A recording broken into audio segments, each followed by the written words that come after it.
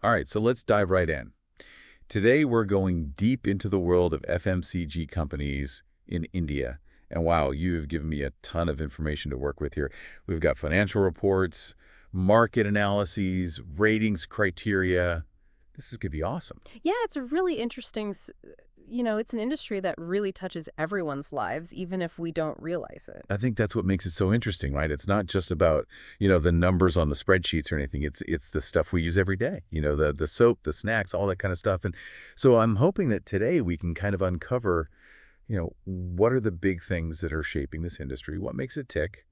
And, should I be investing in it? And trust me, there's some really surprising stuff in these reports. Yeah, like, did you know that a lot of these companies operate with negative working capital?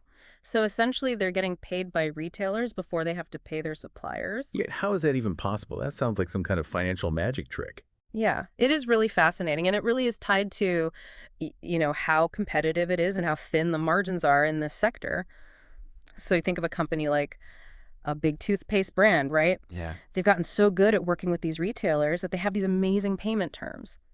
So they get paid right away, but then their suppliers, who are maybe, making the packaging or the raw materials, they have to wait a lot longer to get paid. So it's all about like leverage and managing that cash flow. You're Exactly. using money they haven't even paid yet to keep things running.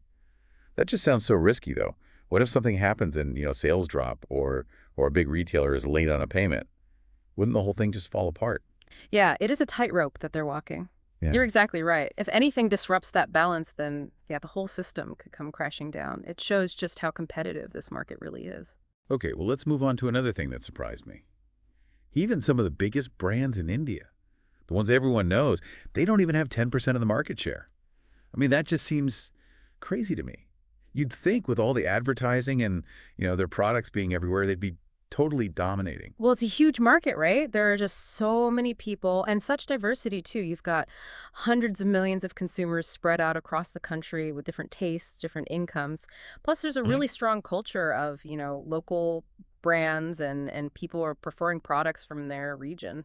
So a company like Hindustan Unilever, I mean, a company with a name like that and so much history, they're still fighting for every little bit of market share. Yeah, exactly.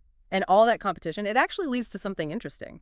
Prices are really stable. Even with inflation, companies are so worried about losing customers to someone cheaper that they don't want to raise prices. So they're kind of stuck, right? They have to keep things affordable, even if it means making tiny profits. Yeah. Right. And that's why that negative working capital thing we were talking about is so important. They have to be super efficient just to survive. Yeah. Yeah, it really is a balancing act.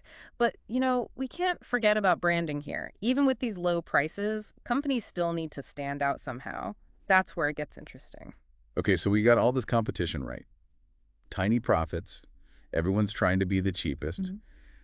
How do you convince people to buy your soap or your shampoo when there are like a zillion other choices? That's the big question. And one of the answers is advertising. They spend a ton of money on it. Like Sure. 12 to 15% of all the money they make, sometimes even more, goes right back into marketing and building up their brand. Wow, that's a huge chunk of their budget.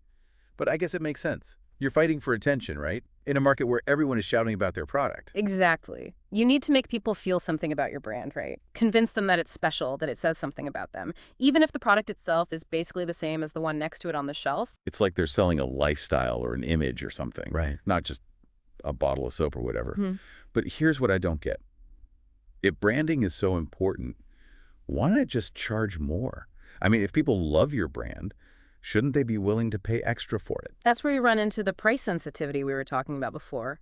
People in India are really focused on value. There's always a limit to how much they'll pay, even for a brand they love. There's Mhm. always a cheaper option out there. So you're stuck between a rock and a hard place. You need a great brand, but it still has to be affordable. Exactly. And it's not just about the product itself either. Distribution is huge. Getting your product on shelves all across India, I mean, in every little village and every big city, that's a massive challenge. Just thinking about the logistics of that blows my mind. Right. We're talking about over 1 billion people, thousands of towns and cities.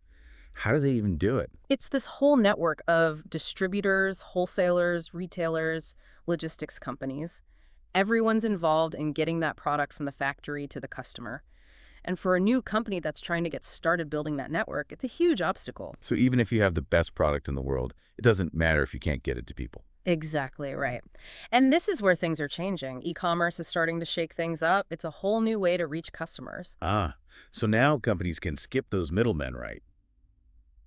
And sell directly to people online. That sounds like a big deal, especially for smaller companies that don't have the money to build these giant distribution networks. It's a huge shift. Platforms like Amazon and Flipkart are giving these smaller players a fighting chance. It's leveling the playing field a bit. I bet the big companies aren't just sitting around, though. They must be adapting to this too, right? Oh, absolutely. They're putting a lot of money into their own online stores. They're working with these e-commerce companies. They're using data to figure out how people shop online. So it's like a whole new battle is starting. You've got the physical stores, and now you've got the online world. It's amazing to watch how this is all developing. Yeah, it really is. And speaking of competition, we should talk about the advantages that the bigger, more established companies have in this market. Yeah, those companies with the big names, the ones that have been around forever, Yeah. what are their superpowers in this crazy competitive world? Well, one big one is economies of scale. So basically, because they're making and selling so much, their costs are lower. So they can afford to sell things cheaper but still make money? Exactly. Yeah. It's like a snowball effect. Huh. The bigger they get, the more efficient they get, the lower their prices can be. And that makes them even bigger. It's a cycle. Makes sense. But it's more than just making things cheaper, right? Yeah. What else do they have going for them? Their size gives them a lot of power when dealing with suppliers and retailers. They can get better prices, better payment terms, better shelf space. It's all about leverage. So it's kind of a self-fulfilling prophecy, right? Yeah. The bigger you are, the more advantages you have, and that helps you grow even more.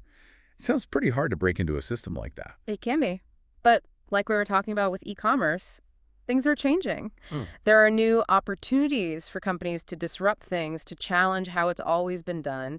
It's really interesting to see how this industry is evolving. So it sounds like the FMCG market in India is kind of this crazy mix. You've got this steady demand for everyday products, but then you've got all this competition and technology changing things and this pressure to always be coming up with something new. Yeah, it's a strange combination, but that's what makes it so interesting. And, we haven't even talked about things like the regulations and sustainability and the impact these companies have on society. Right. Okay, let's get into some of that stuff. What kind of regulations are we talking about? What do these companies have to deal with? Well, the government has been really focused on protecting consumers and making sure food is safe, which is obviously a good thing.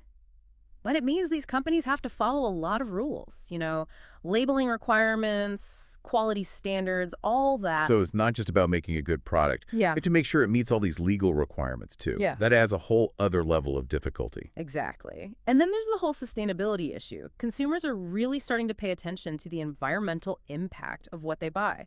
They want products that are better for the planet. So companies have to think about things like packaging waste and how much water they use and their carbon footprint and where they get their materials from. Right, and it's not just about what consumers want. The government is also making stricter rules about all this. They're pushing companies to be more sustainable, and that's going to require some big changes. It sounds like a lot to deal with, but it also seems like a big opportunity for companies.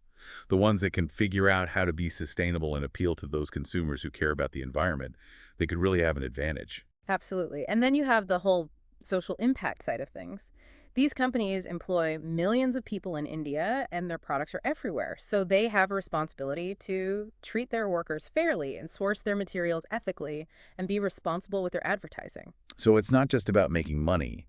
It's about doing things the right way and having a positive impact. Exactly. And consumers notice that they want to support companies that share their values, that are trying to make the world a better place. It's interesting how all of this stuff is connected.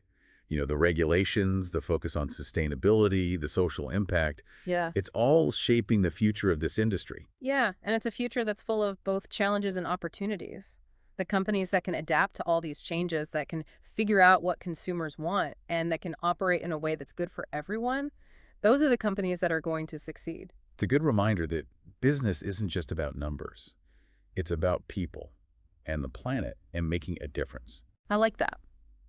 And I think it's a good place to leave our listeners with a final thought.